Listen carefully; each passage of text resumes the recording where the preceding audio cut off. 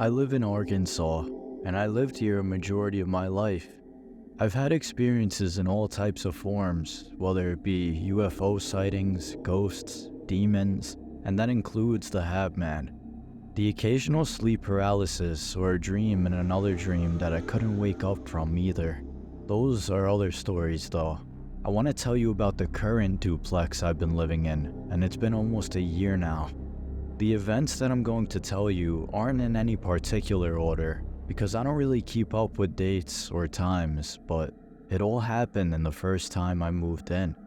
They say when a place looks appealing and it draws you close, it's because of an entity.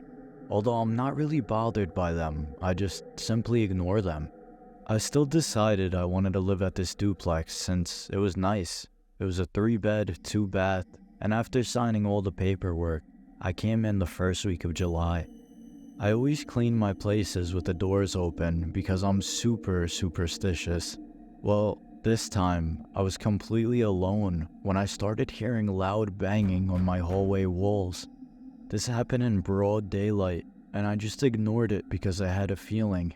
Another time, about a month later probably, after I moved everything into my new place, the kids were finally home, including the dad. I say the dad because we're divorced, but he helped me move in. He was on the couch sleeping while I was organizing my stuff in my bedroom, and then my doorbell rang. I thought it was odd because I'd only recently moved in and I wasn't expecting any company, but my son and I heard it, so we were both confused. I went to open the door and nobody was outside. I instantly closed it because I do believe an entity can enter your door if you open it. During my time living here, I've heard up to 3 entities. I think they're in my attic mostly, or on the other side I would hear footsteps all over, day and night. There was a time when my neighbor was gone for about 2 to 3 months, and I would hear music, like entities opening and closing doors, talking, laughter, even turning on his showers. I even saw the neighbor's porch light turning on and off. I was so scared that one time I asked my best friend Maya to come stay the night with me. That night especially, it seemed like it was going to be peaceful, but how wrong I was. We heard both doors closing, banging, and like the neighbor was throwing a party. Maya even said when we went to bed, she heard banging on the windows in the guest room. I was dead asleep, and I didn't hear anything that night, other than the earlier noises before bedtime. Afterwards, I'd come home from work and instantly hear footsteps or banging in the attic while I was in my room. Often, I would hear it in the kids' room. I didn't mention it, but the duplex is also brick, so I shouldn't hear anything in the kids' closet or mine. Sometimes I would stay alone, and I would hear banging extremely hard on the back door. This door is glass, so you can imagine how loud it was. I stayed frozen before checking the door. There was nobody there. I would also hear footsteps on my porch with nobody outside when I would check. I've even told my kid's father, who didn't believe it until he heard banging one night around 9 p.m. Fast forwarding a bit again, around February, my brother said I should sage the place. I didn't even think it would work, which it didn't, because during the time I started saging with prayer, the entity just followed me. I felt the presence of it just mocking me, and it didn't want to leave this place, even though I saged it 4 times. From what I've heard, saging the place also angers the spirit, and it seemed to do exactly that. My neighbor finally came back at one point, and the entity was still here. I heard it dragging something heavy, as if it put someone in a box and was bringing it across the floor. When I would hear my neighbor snoring, and the walls were pretty thin, I would hear the entity dragging something heavy again, or even the loud footsteps in the attic area. The entity would follow me back when I was alone, and it'd follow me all the way to the kitchen or to my bedroom.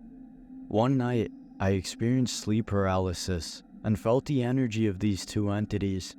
I could feel that one was female because I heard her speaking to me, but since I just kept fighting them, I couldn't really make out what she was trying to say. During spring break, My kid's father took them on a trip to Florida for the week.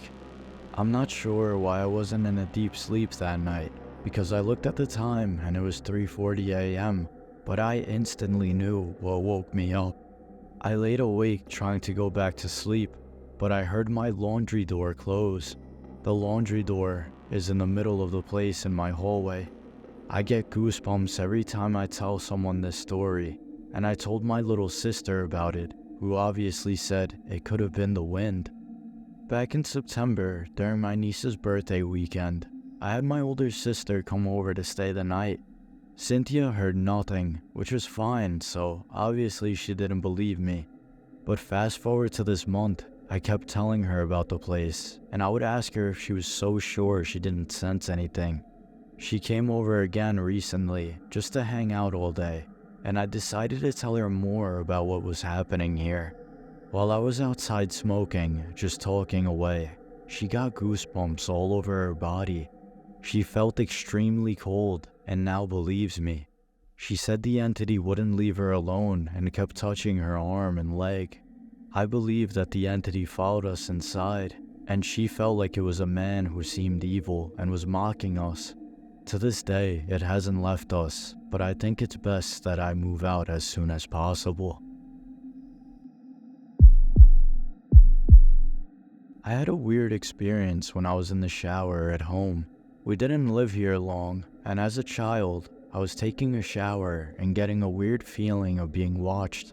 I got out and put on a towel and started to dry off, but I had a feeling to look at the keyhole in the door.